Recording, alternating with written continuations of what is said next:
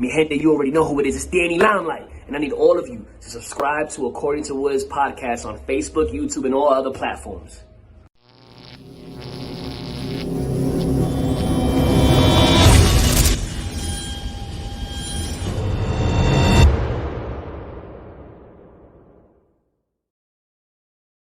What's good, party people? This is According to Woods, and I have the honor and privilege of having my island brother. He is a proud member of the ToroTech 10 Planet Tucson family. He is the one and only Kealihi Kanekoa. What's going on, bro? Everything's great. Life is beautiful. I'm enjoying this journey, you know? Like I said, big shout out to ToroTech and 10 Planet Tucson fam, Anthony Burchek and Mercedes, you know, and everyone else there. But life is awesome, my friend. You know, living the dream. No, 100% living the dream, which it's crazy because most people don't get it, right? In terms of coming from small island, right, like Hawaii, right, and then coming to mainland and, you know, also being a fighter, right? I mean, aside from maybe like David Tua, you know, in the Samoan field, you know, when we were coming up, there weren't very many, you know, Melanesian, Polynesian, you know, islander peeps in mainstream, you know, media. So it's kind of cool that, I mean, not only are you a fighter, but you came out to mainland to kind of play your trade, and here you are. Yes. It was a long journey. Like you said, there's many talent out there in Hawaii. As many of the islanders would say, there's many sharks in the sea, you know, and there's like everyone's trying to eat each other. So the bigger the shark that you are in Hawaii, the more bigger of a name. But other than that, it's all about unity, and that's what I believe in. And yeah, big shout out to all my Polynesian brothers and sisters out there, you know. And like I said, I'm living the dream, and you just got to take it step by step every single day. Step by step, day by day is the old step by step theme song said back in, like, what was it, the early 90s and what have you. I think so. Yeah. I think so. I might have heard it because I'm a 90s baby, so I might have heard it. Yeah, absolutely. And Nate Wren says lots and lots of sharks. 100%. Which I got to ask, like, how did you end up finding, you know, mixed martial arts or martial arts? How did that journey begin? Honestly, like some of the MMA fighters that I know, it was either from being bullied, medical history, or just wanting to be in, you know, into the fight world because they were so they grew up around it, you know, like they had to survive. I was one of them, but unfortunately, my biggest downfall was my asthma, my asthmatic problems. I had like a medical history as a little kid. So I dug deeper into that because I was sick and tired of being that kid that was on the sideline that couldn't participate in PE or anything like that, you know? So I found a way to overcome my asthma. And by doing so, I just walked to a fucking library that we had on campus, picked up this book about the human anatomy, some yoga, and BJJ. So those things were in line with asthma, like being in tight spaces, claustrophobia, all those things. And that helped me exceed past that. And then next thing you know, I was participating in PE and sports after a while, after I actually got medical clearance from the doctor. And that's what started my journey in physical therapy, would you say, or martial science, you know? No, it is a science. Yes, it's an art. That's what the A stands for in mixed martial arts, but it's definitely a science, right? Oh, yeah. You can't just go in there and just flail. Like most people on the outside, they just kind of think like, oh, they're just angry people and just want to hit stuff. Okay, exactly. Be angry for 30 seconds on a bag. I'll wait. Exactly. 12 seconds in, you're going to be out. Yeah, I agree with you. There's many ways. I mean, like I said, many fighters got into the fight game and their own path in life.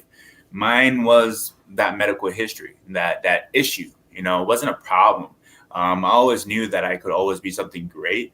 I just had to push myself and see where I could reach my full potential, you know? And that's why I'm not even at my full potential as a mixed martial artist, or an athlete. I'm neither. I'm not even close to high professional athletes out there, but I will be there soon. And it just the things that you learn and the things that you take little by little, you can just incorporate into your MMA skills, right? And that's what I'm doing. Scientifically, martial science. I love it. Thank you. Now, uh, good brother Ryan Minehune, how's it? Okay, Shaka bra. Good to see you on here. I love it. Just love from the islands. Shout out to Ryan. I appreciate you, bro. Now, you were talking about your kind of like physical ailments through asthma and what have you. Now, that Mhm. is definitely a strain on your physical body, right? But so to it, I'm a kid with asthma, and like somebody would jump out at you and scare you, and you're half into asthma attack, and you Right. gotta put the damn inhaler and all that jazz. It had Uh-huh. to take a toll on your kind of like Your self psyche. confidence. Yeah, absolutely. How was that? At that age, it was, like I was saying, I was a kid that couldn't participate. And the teachers had to like, oh my God, open up this pamphlet and then see this medical shit that was actually going through my life. And they were like, oh, I can't really participate. So it was hard for them to tell me that I could not participate, especially being a little kid with all this pent up energy. I'm like, damn, it kind of sucked. It really hurt me. So that pain actually drove me more to know that there is a key out there. There's something that I could use to incorporate incorporate that into my physical, and reach my full potential. And I did it. I did it. I'm here now. I'm a professional athlete. I'm a professional fighter, and soon to be a professional boxer. Yes, son. You know, Yes, son. so Now, we'll see. what was the first kind of athletic endeavor that you ended up going into? My first, I mean, with the street fights on the side and shit. Oh, okay. Like That's good. growing up, I was. Let's just start from the beginning. Where I started realizing that I had a lot of talent was when I ended up beating up my high school bully, and it wasn't just he wasn't picking on me specifically, but he was picking on many other kids in the school. And at some point, I kind of knew that me and him were going to get into it, and we did.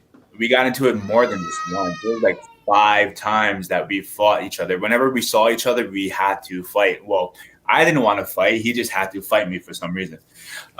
Maybe because he didn't win every single time, but that was the turning point, and I knew that I had a lot of talent. I just needed to utilize it in a way. I didn't know how to do that until I was presented a amateur fight with Jess Scrap, BJ Penn, Jess Scrap on the island, Yeah. and that was a big thing for a lot of raw talent that were on the island, and it was a good thing for other people to actually get together and let their hostility out in somewhat way. The adults at that time, but yeah, I got my first fight in Just Scrap. I did very well. I choked my opponent out in like 24 seconds. Rear naked choke, took him down, and he was BJ Penn's friend, like one of his best Wow. friends. So I was coming into the fight a very young opponent, and against a guy that was very skilled. And he just wanted to fight, and I was like, okay, sure. I was looking for a fight too, but I was very humbled already at that point. That was my first fight, and that's when I knew Wow. I had something going on with MMA, and that's where it all started. Now that's, I mean, pretty humble beginnings, and what I find funny, right? Because asthma, right? As somebody that kind of, especially as a youth, is dealing with it and seeing everybody kind of prosper in different sporting avenues and what have you. Well, Right. the first kind of glimpse of what would end up becoming your lifestyle in your your youth as well as into your adulthood. Well, beating up your bully, I'm sure that wasn't that long, right? It wasn't a full 5 minute round or even an amateur 3 minute round, right? And then you take an amateur fighting a friend of a literal legend, not just on the island, but on the Yeah. world over, and 24 seconds you choke him out. And again, these are things that you would try to gas, with this newfound superpower that you can actually breathe, right? You want to test it. Let's see if I can go 5 rounds. Let's see. That's where it all started. Right. I But was like, wow. but it wasn't that long. You just Right, like, I know. It was 24 seconds, and it was actually something that I didn't really want it to do. The by the win, I didn't really want to submit my opponent. I was learning. He just passed away recently. God bless his soul. But Wally Carvalho, Pops, he was very well known in the boxing community, and I wanted to demonstrate how good I was with my hands. And it being in that environment, growing up in that environment, that's all we knew is just scrap. And I wanted to showcase my skills, but I didn't get the chance to because, yeah, well, fortunately, I had a submission, so that's still a win. I'm so happy, but that's not how I wanted to win. I was very upset at myself. I was like, what? Why am I upset? I was like pacing back and forward after. I was like, it was ridiculous. But yeah, I know. That was probably just the young animosity in me, probably, or something. I don't know what it was. hey, you say that now, but that was then, right? And this is Right. now. We have Aljamain Sterling as the bantamweight champion of the UFC. Just saying. I know, right? I'm just saying. Nothing Right. against him, but there might be a little I bit of got heat you. I there. got you. Yeah. But so did you, obviously you're pretty well entrenched, right? You've got your grappling ability, you're training with Pops, right? In terms of your striking acumen, and then you've basically finished that your opponent in 24 seconds, right? Now, what happens to you? You were talking about psyche and what have you. What happens to you? Did you were like, I want to take the next one. I want to show Pops I can knock a motherfucker out, or Yeah. or am I gonna just sit No, back no, and no, maybe? that's exactly what happened. Once I got the fire, like once that flame just bursted within me, I was like, damn, okay, I gotta keep on feeding the fire with wood, right? So I kept on reaching out. I was self-managed. I mean, like managing myself, and it was pretty intense. And that's when I came to realize that I needed a manager later on. But yeah, like I said, I wanted to fight after another, and I had fights after another, and I was competing against other fighters that are star quality there in Hawaii, from Toby Mishek, Too Quick Mishek, to a few other opponents that Zach Zane that just fought to in BKFC. They're very good opponents, and I'm very happy and grateful that I got to compete against them because that only taught me more of who I could be, and it's great. But yeah, looking back at it, I learned a lot from it to be the person that I am now. Yeah, but all of those lessons, right? There's a lot of lessons that could come from it. Speaking of lessons, Alex Gutierrez says Aljo should play soccer. Or be Hey, Joaquin Noah. dude, switch his profession, or maybe rugby. Rug- Oh, You know, 'cause- so I used to love watching NBA, right? Love uh-huh. watching basketball. Grew up like different incarnations of the Dream Team and whatever, right? And Jordan Bulls, right? I just happened to be, been in my MMA wrestling bubble, whatever. And then I was like, let me flick on a game. And there was a Bulls game with a guy named Joaquin Noah, right? And I was like, oh, that's cool. He's tall. He's probably going to be like Shaq and whatever. I saw this 7-foot son of a bitch fucking fly across the court with a flick. Like Wow. fly across the court. And I was like, Wow. yeah, I'm out.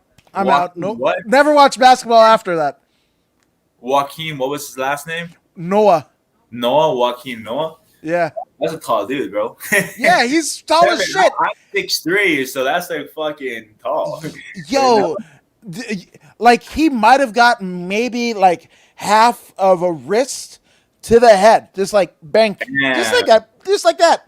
He went flying, like on the ground, like that, slid into like he was. I think he's a damn center, right? So he's by the Right. basket. He almost made it to fucking center court, Wow. fucking, and I was just like, That's a lot of oh, strength. That's a lot of this is strength. bullshit. Boss I Rutan was actually develops a lot of power, and he knocks people out with his roots.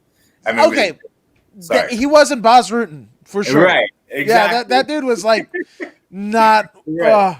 It was just like, again, look at the replay. I think there's compilation Yeah, videos of I'll just go check it out for sure. Joaquin Noah just fucking just like crying this like again. If you watch Joaquin Noah, and he might have got better. I don't even know if he fucking still plays anymore. But he'd make Aljo look like a fucking legit motherfucker, like a legit bantamweight champion. Wow. It's not a good thing, not a fucking good thing. So obviously, like your parents, right? Like they see you kind of sickly, right, with asthma and everything like that, and then you just come up and you start kicking ass. Like you beat your bully, you fucking start training, Uh-huh. take this amateur fight, finish a badass dude, in 24 seconds.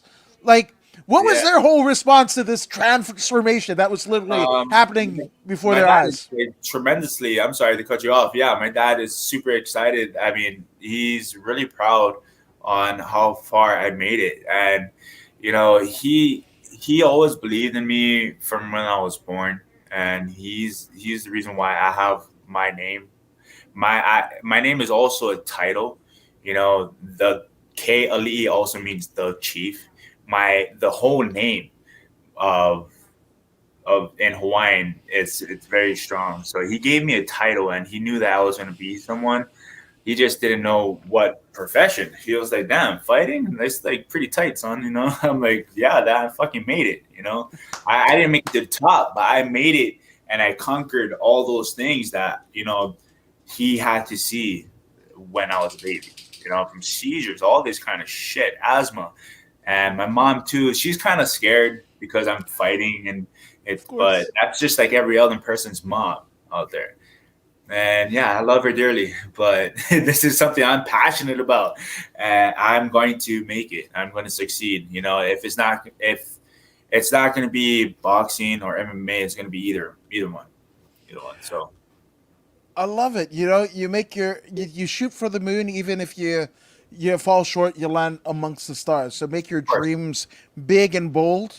Because the work that you do trying to get to that big goal is a lot more, I guess, lasting than if you made that short goal, and then that's where people fall the fuck off, of right? course. Like look at Rhonda, had this goal, once she achieved it, she kind of fucking fell off, right? Yeah. Like, Yeah. so that's There's it. many other fighters. I mean, I'm not gonna lie.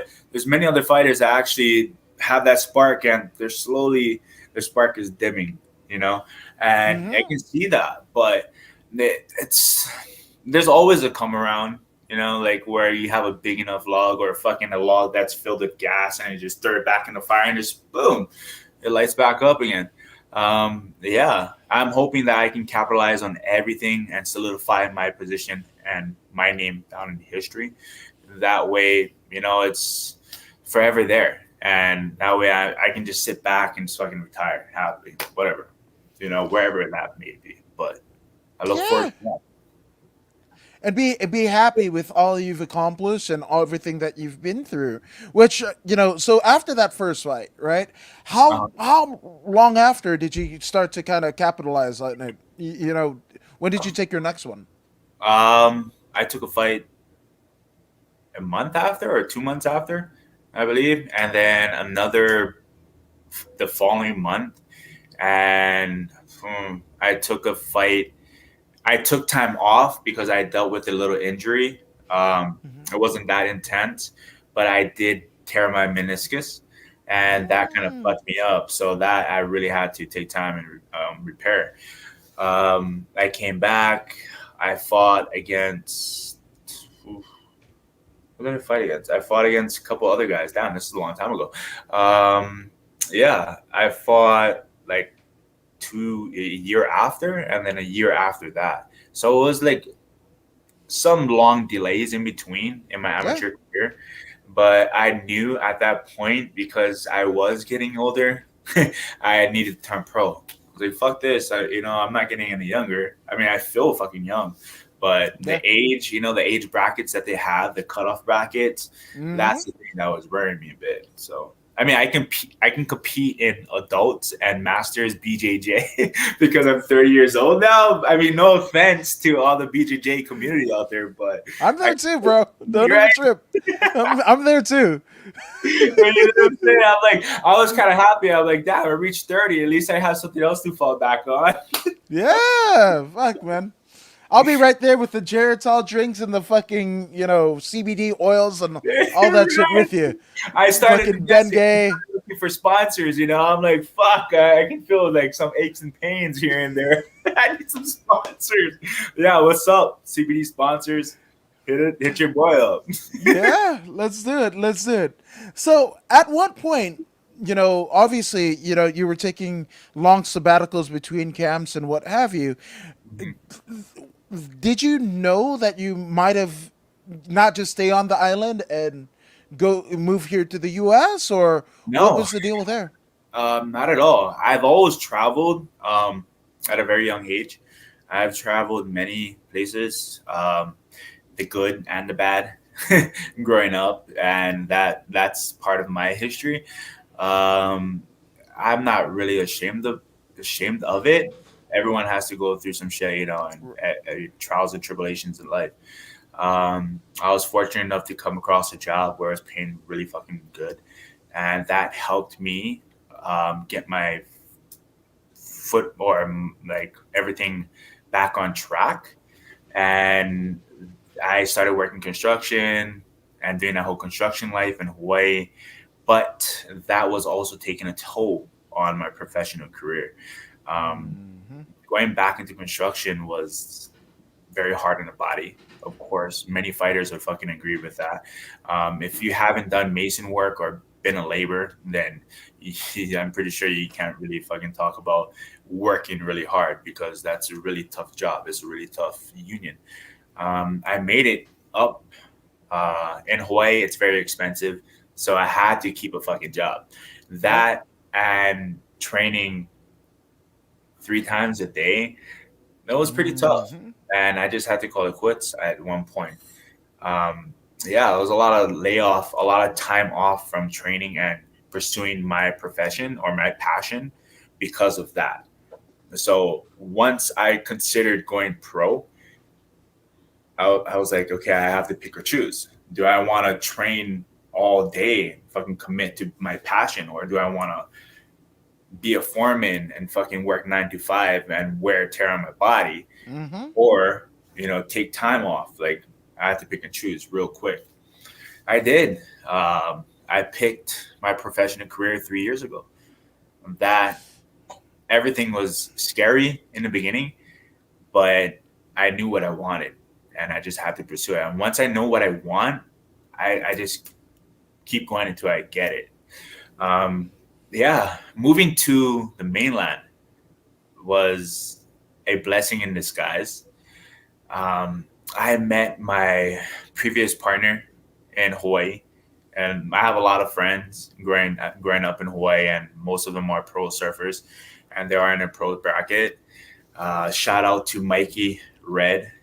He's my homie that's also reading for the Volcom team, and I went up there to visit him, spend some time over there, get away from the volcanic eruption. So my Yeah. island as well had a volcanic eruption. If you didn't hear about that, that happened at the ending of 2018, beginning of 2019, and there was a Wow. volcanic eruption that happened on the Big Island. Yeah, I remember. Yeah. That we had a lot of property down in Pohoa, where I grew up, and that's my hometown that I love dearly, Pohoa, Puna town, and it completely wiped out a lot of houses, neighborhoods, and a lot of families were devastated by that, not just mine as well. Trying to cope with that and working construction at the same time, sleeping in a fucking in a gym on a cart, in an army cart next to other people that lost their places. It was intense. Wow. So I fully committed. I was like, damn, is this a sign? Like, fuck, I just went through a divorce. By the way, I got Oh. married at a very young age. I went through a divorce, and then it went into that. I'm like, okay, I'm working in construction 9 to 5, and I'm not pursuing my passion. Why the fuck am I still here? I just Mm-hmm. lost my place to the lava flow. Should I go and explore and visit my friends? So I did. I visit my friend on the neighbor island, Mikey Red, and lo and behold, I met my previous partner um, there at the surf competition that they had every single year. It's a winter surf competition. I met her. We fell in love, and love at first sight. I ended up moving up to the mainland with her. She was like, "Look, you can try it out. If you don't like it, you can move back." I'm like, "Fuck, okay." So I tried it out. An island boy moving to Hollywood. It was a tough fucking change. I had to like step up my game a little bit. Um, I had my work trade, so I could adjust to work. But then again, if I was going to somewhere else and just going back to work again, I'm not pursuing my passion. So I got deeper into affirming and manifesting things there. There's a lot of shit that there's a lot of that in Hollywood, and I'm Right. like, I was new to it. I'm like, okay, fuck, this is something new to me, but let's see how it goes. I'll fucking work with it. So I started working with it, and I started indulging myself into like the spiritual community and involving myself around that type of vibe, and it helped me attract everything that I fucking got now. Like I can be gangster as fuck, but I can also be spiritual as fuck. I'm grateful for that. The tools in the spirituality. Mm-hmm. Um, I started manifesting a good manager. I started manifesting a great job, big promotions. Next thing you know, I fucking got a great manager. Um, Shout out to Mercedes. Mercedes as well, but my first manager, sorry. Oh God. Yes, but I got my first fight for LFA. Oh no, I'm sorry. I got my first fight for Destiny in my Right. pro, and I fought against Zach Zane for the championship belt. That was a intense situation. I was enjoying myself in Hollywood, and going through a great change. So I was fluctuating in the weight, and one of the Wow. fighters that I was scheduled to fight against for the championship belt, he had to drop out because he couldn't make weight. So I'm like, fuck, that's kind of fucked up. So there was no one else, and I told the promotion, I was like, look, I'm about to eat I'm about to eat a really good meal in Hollywood right now, and if you guys don't get me a fighter by the next day or by the end of tonight, I'm about to pick up my weight again and gain weight. I did that. They said no, the fight is canceled. So I said, okay, I'm about to have a fucking steak tonight. I did. They gave me a call the next morning and asking me if I wanted to fight my friend Zach Zane. I'm like, fuck. I love to fight. Doesn't matter if it's my friend or not. I'm sorry. It's business. That's just how it is in the fight world. And for the championship belt, why not? So I reached out to my friend. I was like, bro, he reached out to me and he was like, look, they want me to fight against you. What? I have nothing against you. I was like, yeah, bro, if you want, we can sign the contract. We can get this going. We did. Unfortunately, I did lose. I started seeing the holes in my game more and more off of the losses, and it was all from submission. After that fight, I was offered LFA.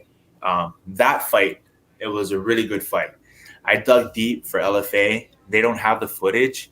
For some reason, their broadcasting wasn't working that day. And I'm like, what? That sucks. So, good thing I had some type of footage on me, Yeah. but it was a really good fight. It went to decision. And fuck, I wish I had the footage to that because the close up was amazing. And I lost from decision. The favor went to my opponent. Shout out to him. He was a very good opponent, and It was a scrap. He was also Polynesian. He was Samoan. So they were kind of like, yeah, Polynesian against Samoan. I'm like, fuck, okay, whatever. And then I got offered another fight with Bellator, and that was a last minute fight. I just reached out to Rich Chow, and Yeah, shout out to Rich, yeah, Island shout out Boy to Rich. himself. Yeah, Island Boy himself too, as well. Yes. Um, yeah, I reached out to him and I was like, look, I'm ready. I can make this weight easily. And I did. And he was like, yeah, look, I want to get you a fight. And then boom, I got the contract. I think it was like a week later, I got all my medicals in. And they were very surprised. They were very surprised that I got my weight done, my medicals done in like a week or like a couple of days, to be honest. And I took that fight on a very last minute, on a last minute thing as well. And yeah, it didn't go my way because of submission.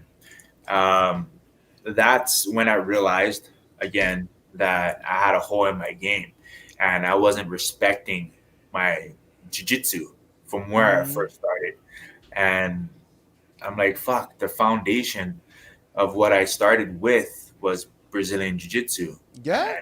And why the fuck am I getting tapped out? Why am I not focusing on the defense, you know? But that's because I was so strung off on standing and fighting, you know, standing and exchanging leather and just having a good scrap. And that's where my psyche was just stuck, and I kept on getting takedown and takedown and takedown, submitted. That's the reason why I'm at 10 Planet Tucson as well. And it's not just that. I vibe with them so much. They're awesome. It's an awesome crew there, you know, and it's like what everyone says. It's you track your tribe, right? And that's exactly what I put out there. I was like, I'm training with amazing people at 10 Planet Tucson. And I mean, obviously Andrew Slater is an awesome guy too. He has a fight coming Hmm. up as well. And yeah, the journey continues from here. I'm telling you this though, is not gonna ever be another submission. Ever again. So Ever. I like it. whoever is out there right now, like think about other ways of trying to submit me because that's not gonna even happen. Or trying to get me to the ground. There, there it is. Make your weaknesses your strengths. Which, it's crazy. That they had you fight your friend, because the same thing happened to Burchak with Gustavo Lopez. Right, he gets back into the UFC and whatever, but he has to fight his training partner. And it's kind of a similar deal. Almost Play It to the Bone. If you've ever seen that movie, it's Yeah. Play It to the Bone Yeah, for sure. exactly. I'm right now I wanted to answer this so badly, but it's like I said, I'm about to turn pro, right, in boxing. Yeah, right. And I have big news coming up, but I can't really publicize it yet. Yeah. So, yeah, I mean, I really wanted to answer that, but don't worry. If they really want me, they can leave a voicemail, right, or a text message. Those are things. Those are definitely things. Although, if you got the fight contract live on air, that would have been cool too. Yeah, that's true. That's very true. Wait, I'm sure he's gonna leave a voicemail, so Okay. we'll hope for good news, right? Hopefully, hopefully. Always good Wh- news. Which I gotta ask, right? So, I mean, I'm in the LA area, maybe a few miles from Hollywood itself, right? Uh-huh. And that can be a crazy move from the island to LA, right? It's Yeah. tough for somebody in Omaha, Nebraska, to come out to California, let alone LA. Hell, my mom came from Fiji to San Francisco, and that was crazy. Yeah. LA is a different type of crazy, right? Oh So, yeah. I so went from Hollywood then to downtown LA. That was even more crazy for me. I'm like fucking walking down Skid Row and shit, thinking like I'm in Hawaii. I'm like, what the fuck, tent city? But it was new. I mean, crazy kind of new for me. I agree, 100%, bro. it's a wild time. It's still wild here, but from moving to Tucson from Hollywood, what prompted that decision? Um, I like I said, I had a fight in Phoenix for LFA, and that was in Phoenix. Um, I moved with my previous partner from Hollywood to Sedona, and we moved because actually we moved from Hollywood Studio City to downtown LA, right? Oh wow. And that was when everything hit. That was when COVID hit and everything were about to Oh, shut so down. you were here when COVID Yeah, hit? yes, exactly. And I was like, damn, this is like really dark and gloomy as fuck in downtown LA, you know? Everything's shutting down, being becoming more strict, and you needed a note or something to travel at that moment. So I'm like, Mm-hmm. okay. My sister lived here in Arizona, so fortunately we got her to agree with a no, and um, we ended up driving out. But during my fight in Phoenix, we this is prior to the pandemic. Um, I had a fight there, and I was like, look, after the loss, I wanted to still travel. I've never been to Arizona. I've never been to the Grand Canyon or Sedona. That was my first time being in Phoenix alone or in Arizona alone. I wanted to travel, and so did my partner at the moment as well. And we just had the travel bug. So we ended up going to the Grand Canyon, stopped at Sedona on the way back, fell in love with Sedona. Being from the islands, I love the water. So the Mm-hmm. creeks, amazing. You know, the creeks there in Sedona are fucking magical. Um, Fell in love with it, and we manifested. Me and her talked about getting a place there, and we did. We got a beautiful place there, called it home. Unfortunately, during that moment from the pandemic, everything was just gloomy as well there. Mm-hmm. Everyone was afraid as well in Sedona because it's more of a retirement town, to tell you the Yeah. truth. And there's a lot of old people there that are very scared, and everything are like really strict and locked down. I don't have an outlet for my type of profession, my energy being there. Right. um, there was no mixed martial arts community there other than like Tai Chi or that kind of shit, spiritual shit. And I'm like, damn, I have to let this out, like I had to also pursue my profession. So I found Planet Tucson online, and I'm like, damn, that's an amazing gym. Anthony Burchak is there, and they have a bunch of killers there, and I needed to fix my game, or not fix my game, but awaken the gifts that I still Mm-hmm. had in BJJ. So me moving to Tucson helped me a lot. And it wasn't just the BJJ, it was also the people that I was surrounded with, the positive community, and everyone is just like helping each other there. And that's what I love the most. Um, and also, like I said, there's a bunch of killers there, bro. Bunch of leg lockers. Slater is one of them. Uh, it's Mm-hmm. it's I heard. I've I'm heard. filling all these gaps right now that I'm really happy, and the wrestling as well. Um, it's intense. Like that's probably the reason why I need to go and see the chiropractor. I'm like, damn, the fucking being tight like this all the time. It's Yeah. amazing. I love it. I mean, the grind there, phenomenal, and I couldn't ask for a better team, honestly. I I love it. looking out to Tucson. Yes, that might happen for sure. Now, Alex says, I think it depends. LOL. I'm born and raised in LA. To me, other states are crazy. No, I mean, I kind of feel the same way where, like, I was born in San Francisco. Then we moved to Fiji for a little bit, Indiana, Las Vegas, Georgia, New Mexico, then LA. And then, but So you been in got a LA few of since I've different been, other bases. yeah, but like, since I think right before I turned 10 is when we moved to LA, right? And Okay. so I consider myself much a Angelino, even though I wasn't born here.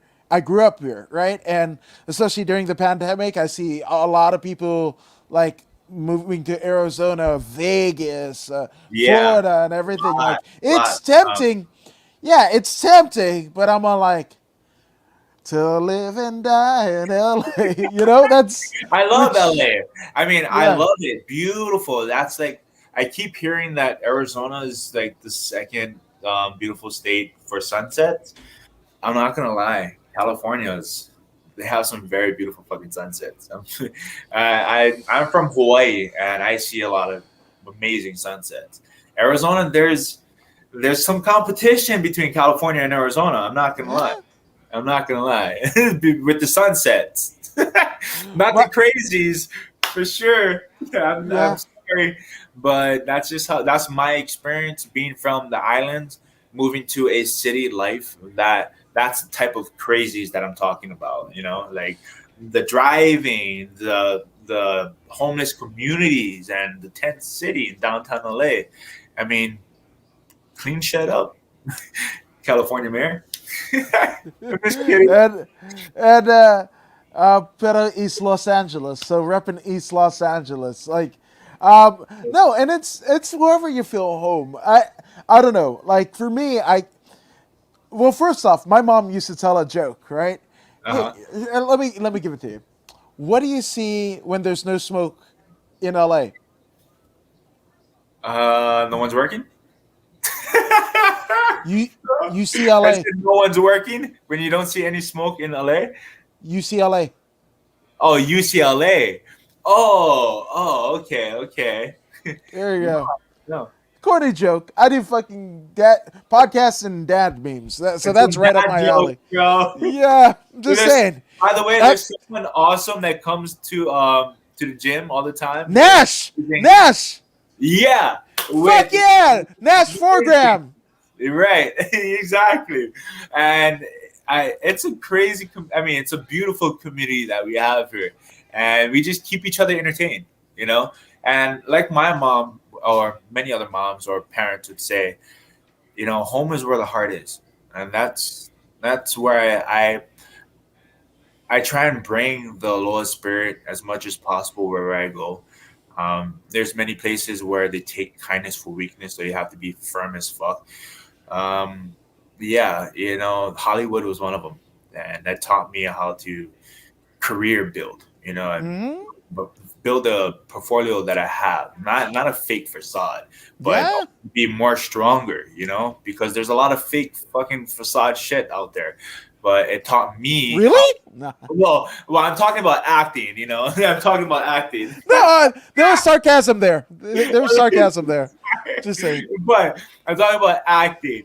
But Yeah. I'm just saying, it taught me how to be more stronger as an individual. To carry myself more well. That's it. Pretty much. No, 1,000%. So, I mean, was that what you might have been into? Maybe the acting scene here. Yeah, Try to. that was one of it. Like one of the things that I was considering, especially Yeah. being in the mecca of it. I was like close to all these studios, and I'm like, okay, should I try this shit out?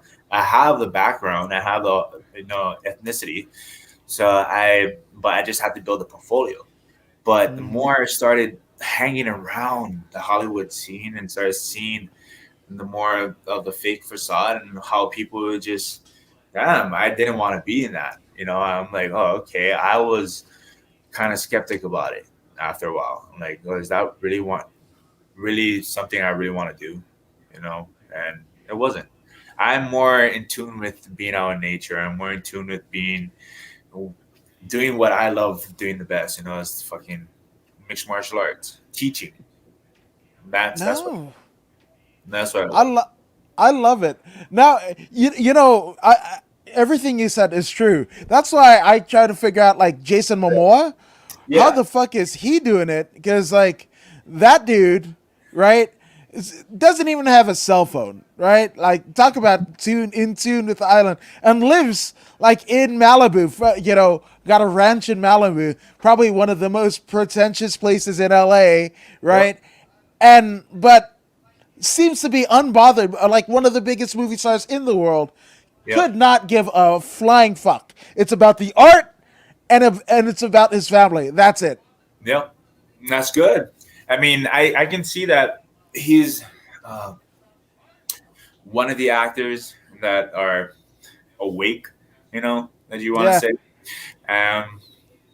It's happy to see that, and you're not seeing the the the culture being distorted, being distorted amongst that fame and fortune.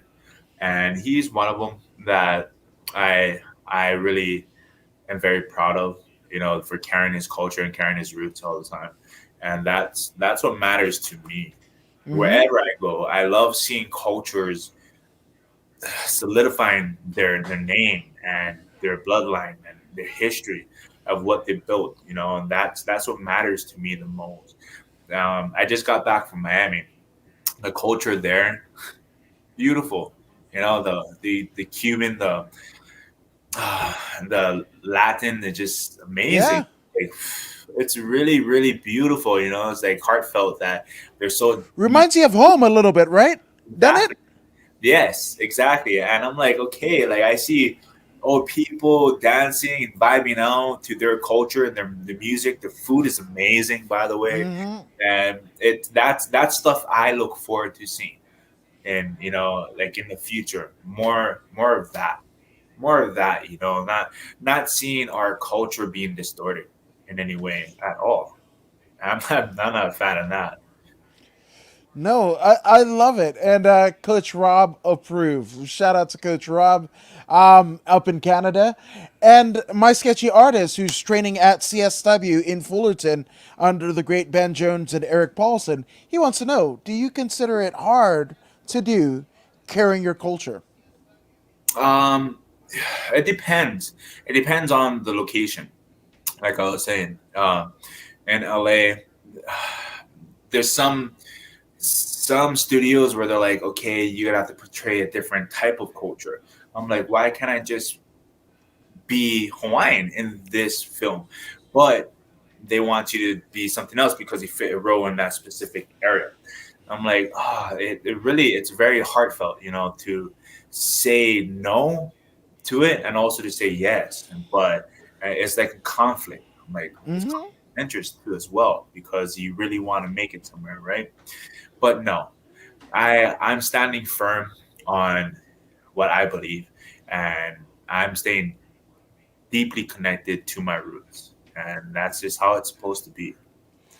To answer I, your- I I love it. I love it. But don't you think it's kind of been Hollywood since its very beginnings, right? Like right, having Italians pay natives, people in, of Anglo descent playing, blacks and yeah, blackface, men playing women, like because women weren't integrated in terms of, representation, of right? course, So, and it's crazy where like somebody that might have not been to the island, so you how to be more islander, or not really entrenched in like Latino culture, and telling a Latino person like how not to you got to be. be more this way. Yeah, it's weird, isn't it? Exactly, yeah, it is. I mean, shout out to Jamie Foxx. He just won. I mean, for the lead role, right? Of Right.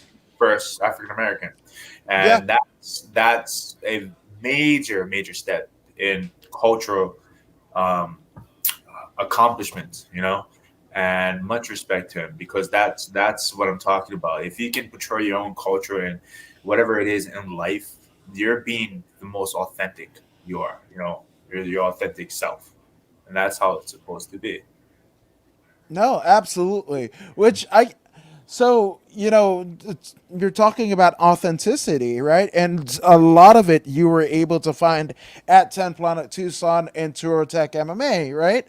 But I kind of caught it. Or the next time that we might see you in a combat sports arena, it won't be necessarily in a cage, but through the ropes in the squared circle, right? So, Yes, in terms of like, again, you're with leg lockers. You're probably with one of the most proficient teams in 10th Planet, and then one of the most proficient teams in the 10th Planet community in 10th Planet Tucson with Burchak and Mercedes, right, and the rest of the crew.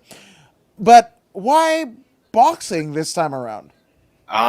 like I said, I'm also a businessman, and I love to build a strong foundation. I've always known that money. I mean, boxing has the money there. before this whole thing started happening with Conor McGregor versus Floyd Mayweather. Honestly, I thought about it too. Like I grew up under Pops, and I was like, okay, I wanted to be a boxer, but something pulled me towards MMA. And I needed to be in that. I needed to learn that because if I didn't, I wouldn't have learned all these other mixed martial arts, martial science out there. Um, I'm thankful for that. But going back to boxing, I'm paying tribute to Walter Cavallo, Pops. God bless his soul. And I feel like it's that time where I'm about to be very abundant and prosperous, and I'm about to make a lot of money coming into this boxing career. And let's see where it takes me. And I still have my license for MMA, so if anyone wants to fucking get this, come and get it. 170 welterweight, fucking future world champ right here, buddy, for sure. I'm happy. I'm gonna go. I will play my cards in either or. Right. Like I'm not gonna step. I'm not gonna open up the door and just hold the door open for someone else to walk through. Right? No one should do that. That's something I I would rather walk through that door instead of holding that door open for someone else to take that opportunity. And I'm not gonna ever do that. You know, I would hold the door open for my team, yeah, for sure, and be like, look, I just opened this door for everyone. Let's do this. That's where I look at it. So yeah, I attract the tribe that I'm with, and I look forward to excelling with them. And see where this goes. I love it. And if you can pursue the art and get paid for it, it's not Exactly. bad. Not bad at all. You It's gotta a pretty, win. it's a pretty penny, bro. I'm not gonna lie. It's a pretty penny. That's Hey, more power to you. I love it. That's awesome. Mhm. Which and it's you mentioned Connor Floyd, right? But I mean, Right. it's happened before, right? James Toney fought Randy Yeah, Couture. Obviously, they were that's true. aged, but I mean, you go back to like Milo Savage and Judo Gene LaBelle, right? Of Uh-huh. the what was it, the 50s and what have you? Muhammad Like, Ali against I believe it was a karate. It was a Japanese fighter.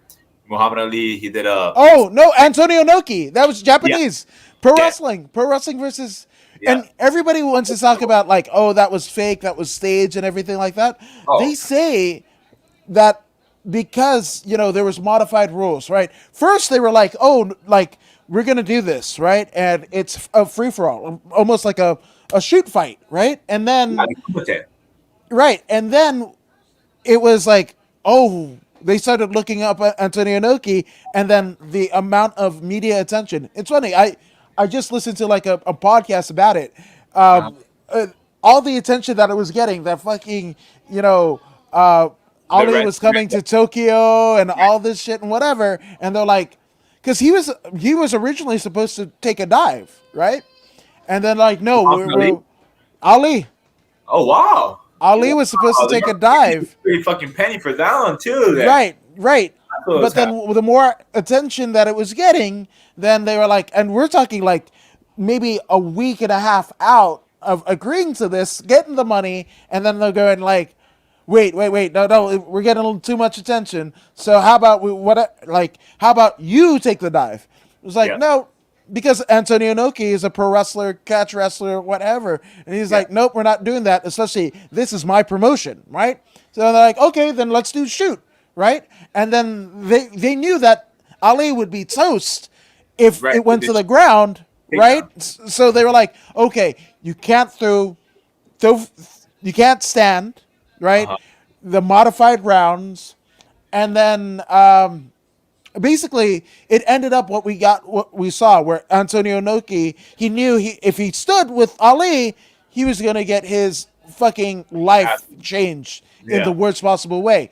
So he course. fucking drops flat back and just starts kicking the shit out of Ali's fucking quads and calves and all that shit, Yeah, right? push guard or some shit. Push Yeah, guard. And started like kicking his legs. Yeah, right. And but it visually it wasn't the most exciting thing to see, right? uh, But Ali was fucked after this. Like the clots that Right. Ali had in his legs. Yeah. Yeah. Jesus. It's a crazy thing. I mean, if they were to do that with the whole Jake thing, Jake Paul, yeah, and Triller. if they were to really make it into a Kumite thing, it would be like, well, it's pretty much MMA, so they might as well just make it fucking MMA, right? Yeah. But yeah, if Jake Paul fought against a very skilled boxer and it wasn't a Ben Askren kind of type of thing, it would have been a whole different type of show, bro. I'm not gonna lie. Right. I mean, the kid can hold his own in the marketing. He can market the fuck out himself, and I give him respect for that, and that's good because marketing is where it's at. Like you said with Ali, that he saw marketing there. That's so all power to the kid for that, But Yeah. yeah, going against a really fucking trained boxer, I don't think that would go in his favor at all. No, not. He's gonna have to pay the boxer to take the fall. I mean, Yeah. Not to say that hasn't happened before, but I'm just saying. Which we just Alec, spoke about it just now. We just yeah, spoke about it just now. They were trying to pay Ali to take the fall. So yeah, out there, right? right. So Alex wants to know, what do you guys think MMA needs to do in order for money to be there in just as much as boxing? I have my take. You, I want you to get it, my friend. No, go ahead. Go for it. Okay. Okay, so Shayna Baszler, right? Shayna Baszler of the WWE, right, and of former MMA women's pioneer. You can't Yeah. argue that the Queen of Straits isn't a pioneer of women's MMA. She was fighting a lot. Her and the rest of the females pre-Invicta were fighting for like a Coke, like literally a can of Coke, and setting up chairs and shit, right? So Right. shout out to her. But she had a very interesting take on her YouTube channel, which I encourage you guys all to Sure. jump on. But she said, with if this was a fucking wrestling match, right? Like an amateur Greco-Roman, Askren would have fucking wiped the floor with Paul, right? Yeah, of course. Would have wiped the floor, right? Ben Askren has never been known for his striking. He won world championships. That's Bellator World Championship, won a championship just on his grappling ability, right? Yeah. And then he basically got tested. His hands got tested. They weren't there. And obviously, he won one, much to the dismay of a lot of people. They call bullshit, which Yeah. Of you course. could say that, right? And then the fucking Masvidal flying knee, right? But here's the fact of the matter. Yeah. There was a UFC fight that happened that same night, right? And it was a hell of a fucking fight. Hell, I forgot the fucking fight. I love MMA. I do a show of Voodoo in the Woods about just the UFC breakdowns and shit. I cannot tell you who fucking fought. And I know it's a war and whatever, but Askren made more losing that fight than the two guys fighting in a headlining card did. Uh-huh. I know. It's sad. I'm Shit. baffled. Shayna Baszler is making more in the WWE than she ever did in MMA. Yep. I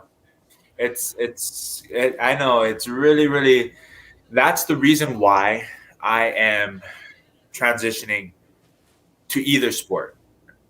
I'm keeping my options open as long as the contract doesn't show conflict with interest within the other contract and the time frame of fighting for that organization. There's no conflict of interest, right? So that is the business part. I'm like, okay, I'm gonna keep my fucking my options open here or there, but why not step into fucking boxing? That's where the money is at. The more that the UFC or any of these organizations sees that they're losing their fighters to a different organization, especially boxing, they're gonna have to change their pay grade. They're gonna have to do that, and because that disrespects the fighter in so much ways. Honestly, we're putting on so much sacrifices to be paid fucking chump change. To be honest, chump change, and it's it hurts the families back at home, not Yeah. the fighter. I mean, yeah, more of the fighter. Imagine the loss coming off of that, and knowing that you have a family at home to feed.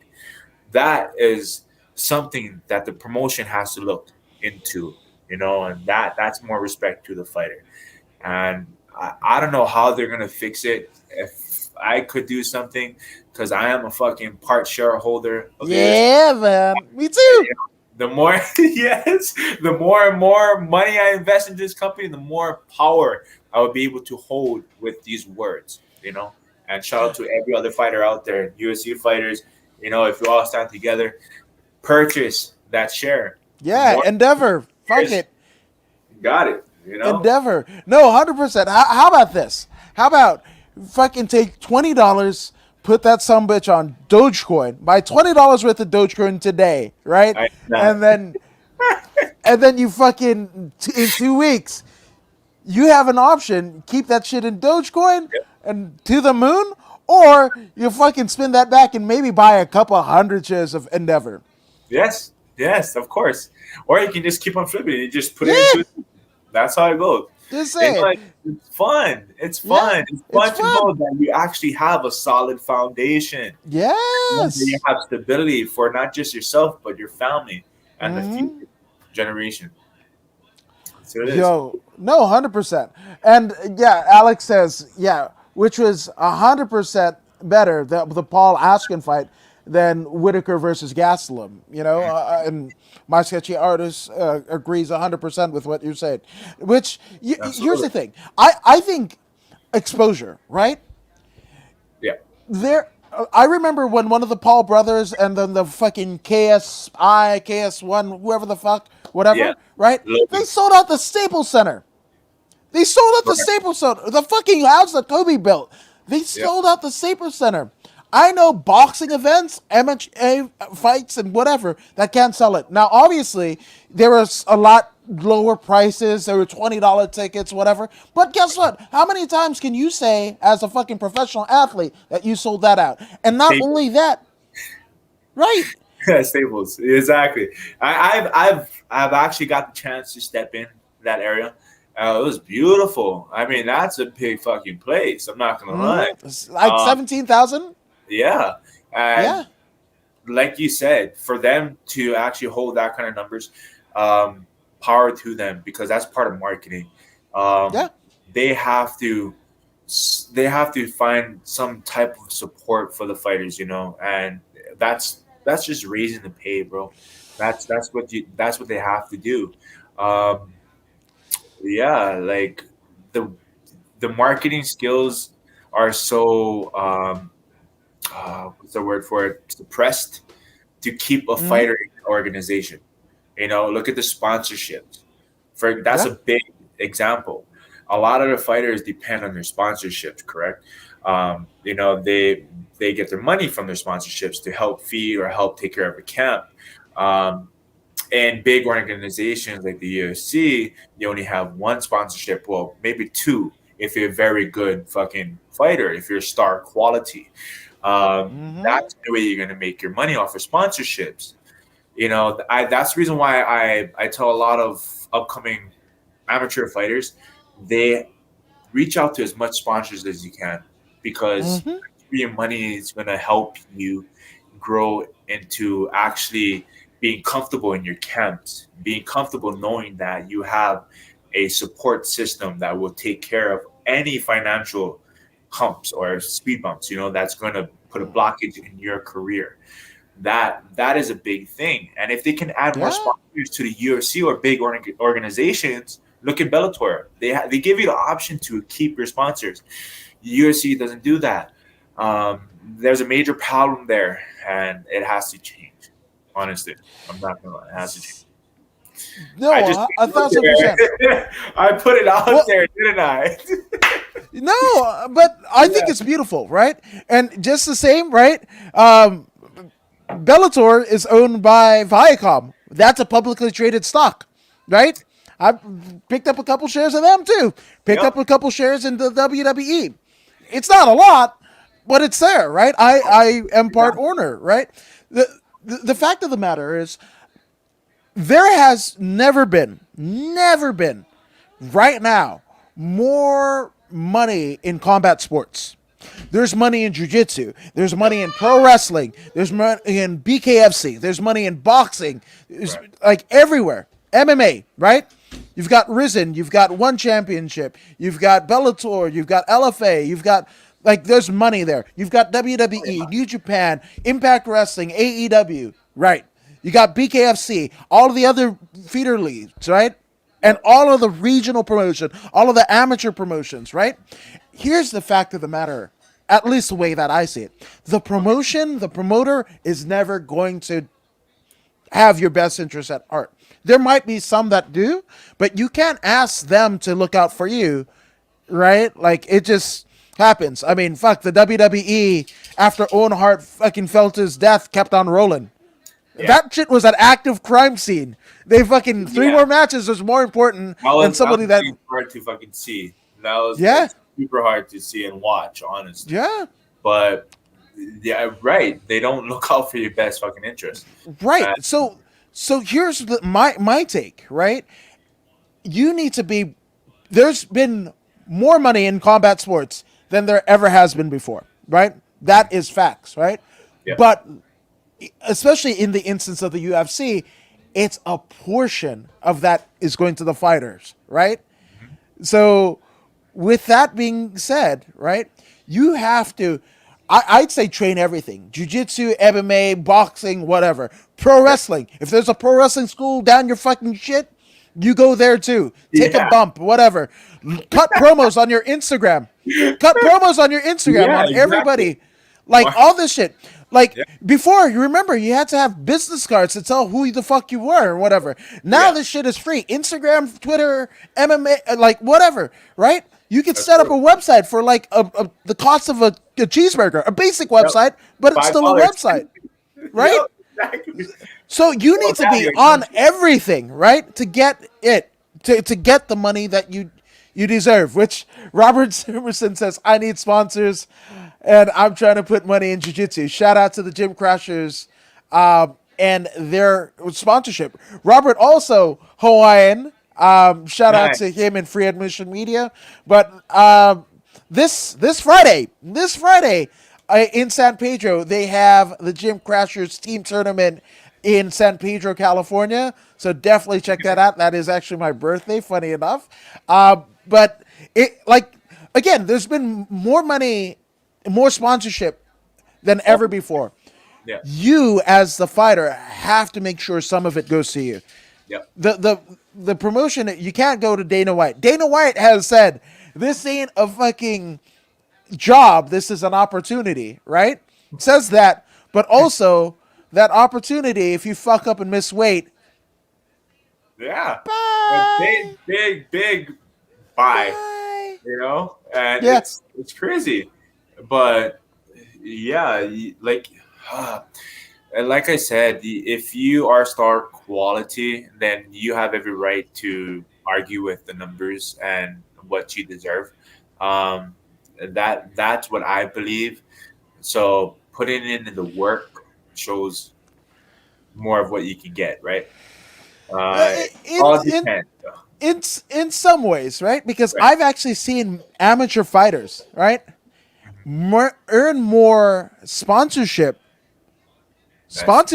money than active pro fighters per month. Wow, that's really good. I'm saying, that's what I'm saying. The more you can get sponsors on board, the more you can get, before a purse, before even fucking fighting. And I agree with you. And that's what I've been trying to tell a lot of fighters, actually. And that's the thing too, as well, in bigger organizations, though. Like I was saying, it suppresses the fighters in that specific organization to keeping just that one, paid sponsorship. Yeah. And it all depends. I mean, like some fighters in the UFC, they get like food sponsors and shit like that too, but they can't, publicize it on top of their clothing and stuff, Right. because that's where the money is at. If you can publicize it on your clothing and have it on your clothing, that's more money in your pocket, right? Right. And this is exactly why this podcast, every interview that I've ever done, like that's what this is for. Because like I I and a lot of other interviewers and podcasters, this is what I feel our role should be, right? It's to create opportunities, right? For a sponsor to get to know you, well, fuck, here's an hour to get to know this person. Exactly. So if you Yeah. want to ride or die with this guy, girl, whatever, you know exactly what they're about, what they're, like that's what this format should be, right? Exactly. And And I again, thank you for this format. oh, I appreciate it. No, and you didn't. You never had to say yes. You did. And I can't thank you enough. But also, again, with pro wrestlers, right, which are kind of like gimmicky, right? Pro wrestlers, you never have to say get a Twitter, get an Instagram, get a Facebook, get a whatever, because they already have it. They're selling T-shirts. They're selling whatever the fuck, They're putting always thought. designed. They're Right, always exactly. But fighters that supposedly are more legit, right? Right? Fighters that are supposedly legit and one of Yeah. the biggest badasses in the world, right? Are getting literally an eighth of what some pro wrestlers make. There, I shit you not. There are some wrestlers that are making more off of online T-shirt sales than Oh, okay. people in the WWE. Wow. And that's Pro wrestlers that you've never fucking heard of. And that is even more than people that are in the UFC, Bellator, UFC. LFA, all that shit. that's what I mean. That's what I'm talking about. So you have to be up on game. Your social media, you have to fucking be on your training, because what we see with fucking Connor, your fucking Yeah. training slips just because $100 million came into it, right? And then now you've got your fucking proper 12, amazing opportunity, right? But he's not gonna train the same way that Conor McGregor when he was a fucking public Right. apprentice on welfare. It's Exactly. different. Yeah. It's the drive. It's that push, right? And it ends up becoming more and more. The flame ends up getting more watered down after a while, because of that comfortability. Yeah. You're comfortable and you're like, oh my God, I don't have to do anything. I'm just going to just get back on the bike again. And fucking, it'll just be like that. No, you got to have something that drives you. And whatever that may be, you got to hold on to that. That's the reason why I'm a firm believer in writing down stuff, especially emotions. It's been helping me a lot to identify the emotions and how I'm feeling at that moment. I believe that our emotions are our superhuman powers. If you get strong, I mean, if you get mad, you end up being enraged, right? You have strength. You can fucking lift a shitload of fucking weights at the gym. Yeah. If you're happy as fuck, something happens like car accident and your loved one is around you and you love them dearly, you turn into Superman. You save their life. Lift up that fucking Like, card. that's emotions. All that is strong emotions. So the more I tap into my emotions, whatever I'm feeling throughout my day, I can identify that emotion, whatever it is, and I can help utilize the emotions in a way where I can position into mixed martial arts or whatever it may be, that I have to keep that drive. Like running into a fucking triathlon or doing stuff like that. That emotion, that superpower, I'm using it and utilizing it for that specific reason. So I'm a firm believer in that. And that's something that a lot of people should look in.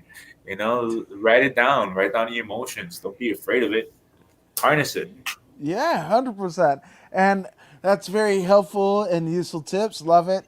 Very interesting. All right. And yeah, might be the island. You have to have purpose or something like that. Or something like that, whatever it may be. Yeah, your higher purpose, that's more of it, something like that, your higher purpose. Yeah, no, 100%. So, I guess when are we gonna know about what's going down with you in terms of your next fight? Okay, I got a text message.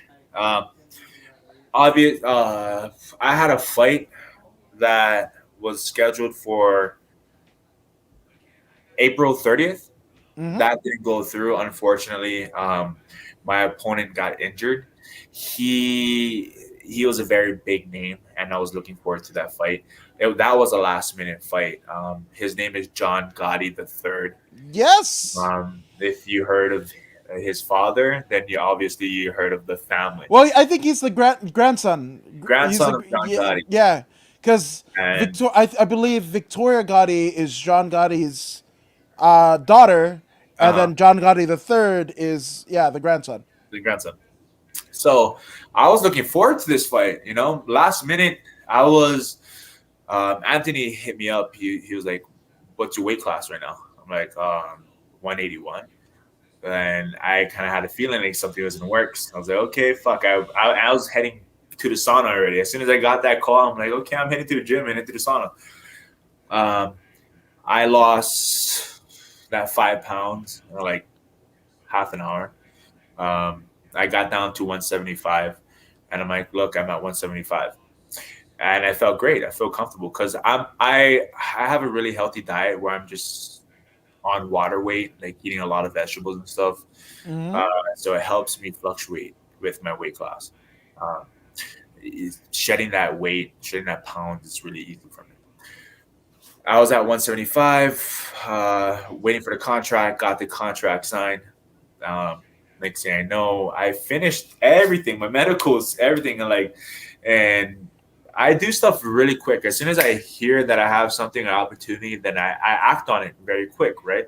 And that's how it's supposed to be for anyone. If they have an opportunity, you got to react to it and you got to seize the moment.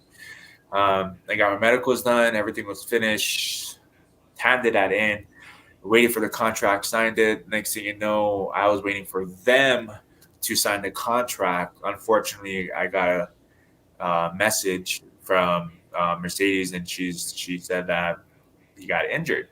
Supposedly got injured. I'm not too sure how. Whatever it may be, I wish him a speedy recovery. But I do look forward to that fight in Miami, and having some downtime in Miami. Fucking everything is open there. And like I said, I just got back. It was a great experience. I'm looking forward to going back again, especially with the team. We're just gonna party it up in Miami. But that will be sometime in June. Um, I have a fight. I just got the news just now, so I'm going to have the contract. The weigh-ins are on the 26th, and the fight is on the 27th. My bout agreement will be sent over in a day. He's asking for a high resolution photo. So To it's send over. here. Yeah, so that's in California for Oh, this month, and really? my professional boxing debut.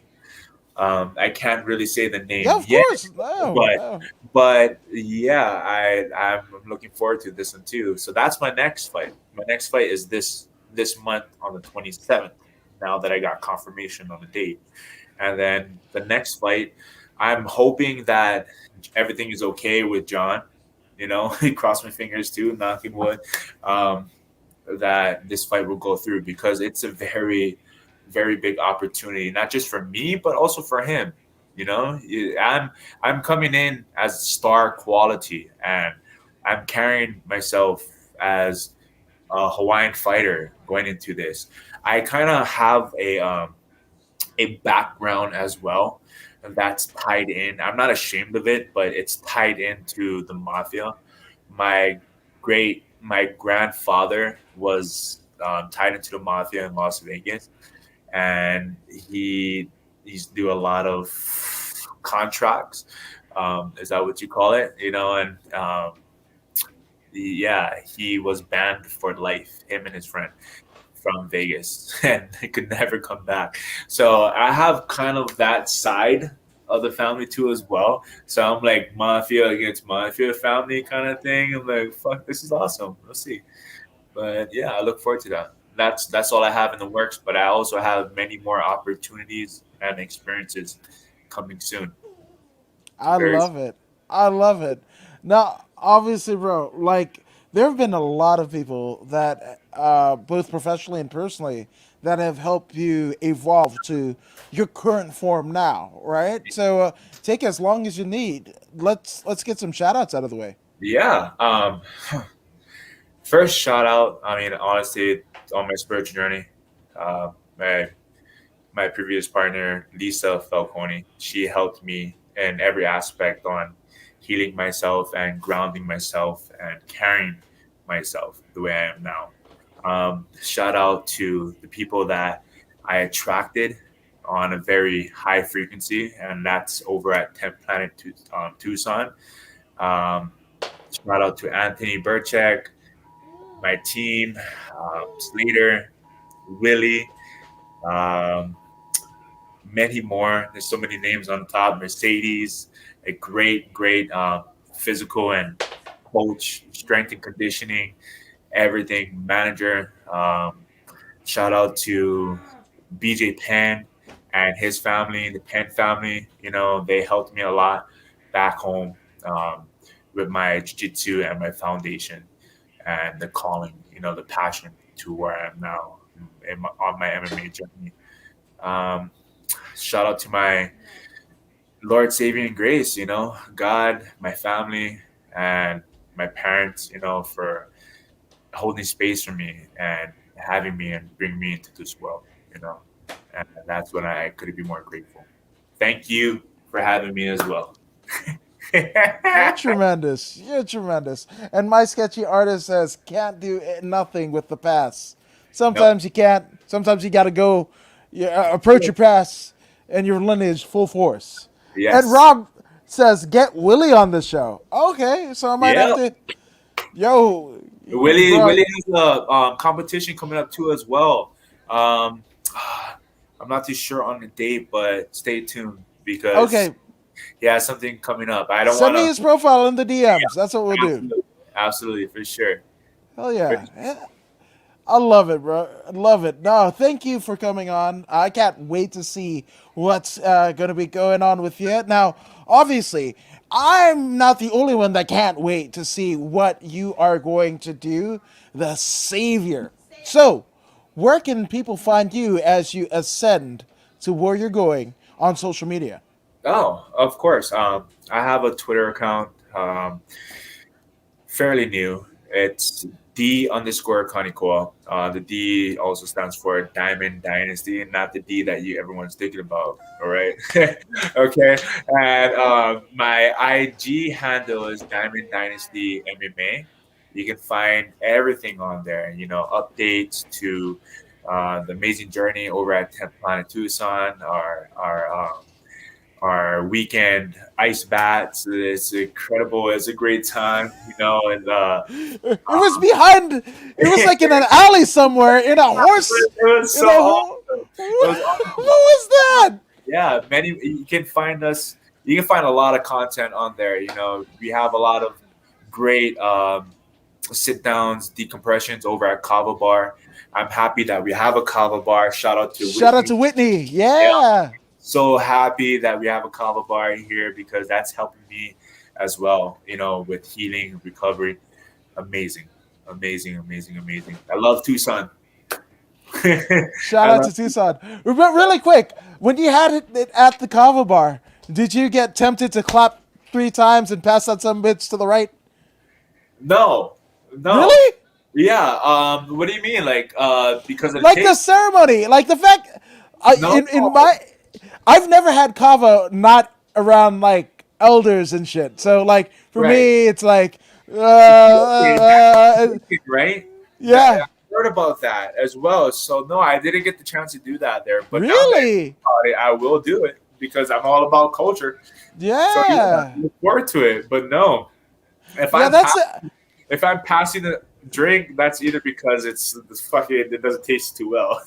But wow. here's the best. I mean, awesome drinks there, Yeah. phenomenal. Yeah, if you're ever down in Tucson, you have to check out the Kava Bar for sure, 100%. Yes, shout out to the Kava Bar. Shout out to 10th Planet Tucson. Shout out to you, good sir. Thank And Alex Gutierrez says, keep on trading. Good luck next month. Actually, it's this month, this champ. month. Yeah, 100%. 100%. No, and thank you guys for joining us here at According to Woods. Thank you And guys. if you haven't, no, appreciate you. But if you haven't already done so, go ahead and like, share, and subscribe to the According to Woods podcast on Facebook, YouTube, and Twitch. I mean, Mr. Kanekoa, you're subscribed to the podcast, aren't you? Yes, I am. So like, share, and subscribe, everyone. Damn right. So be like him. Go ahead and subscribe to the podcast. And if you don't believe him or me, and I don't know why you wouldn't, well, here's Pro Wrestler Zeta Zhang. Hey, this is Zeta Zhang. Make sure you subscribe to According to Woods YouTube.